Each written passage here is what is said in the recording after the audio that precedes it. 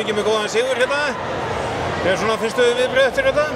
Já, bara takk fyrir það. Þetta er bara ánægilegt. Ég margt sem hefði mátt vera betur en margir sem fengu líka að hlaupa sér hornin í dag. Þannig að þetta er bara ánægilegur sigur og bara hvað er með 9. Við hefðum auðvitað viljað vinna þetta stærra en bara fagmannleg frammistaða getur sagt.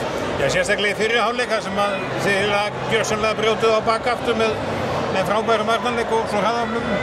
Já, það var gjörsamlega það sem virkaði í dag og mér fannst þeir ekki vera með nein svör varnarlega. Mér fannst þeir alltaf fá góð færi. Hann tók nokkuð dauðafæri markmaðurinn en mér fannst við spila mjög góðan sóknarleik og lengst yfir góðan varnarleik í dag. Já, svona kannski má segja að planið svona í byrjun hafi gengið mjög vel eftir. Það er svona mætaði mjög aggressíft í vörninni og hérna. Já, klálega og þeir voru eiginlega bara áþrótað á tímabilinu. Já, þeir áttu lítið að svörum og svo í seinni hálfleik fannst mér heldur ekkert eiga mörg svör. Þeir voru með spilið langar sóknir og skoruðu svona einhver nokkuð klaufaleg mörk fannst mér líka.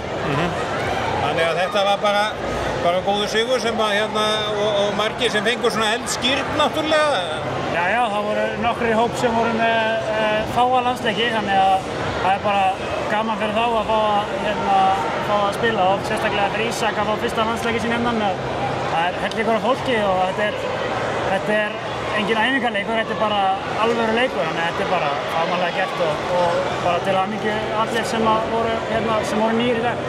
Og nú er bara að snúa við og fara heim og klára dæmið á laugardaginn þar sem þið getur farið langt með náttúrulega eða bara einlega tryggt ykkur inn á EM næsta ári. Já, það er langur ferðardagur á morgun og svo fáum við eina æfingu á föstudaginn til að fara aðeins yfir eitthvað sem við ætlum að gera betur en við viljum klárlega gera betur og það er alltaf gaman að spila laugardaginn þannig að við erum fullir eftirvæntingar að koma þangað.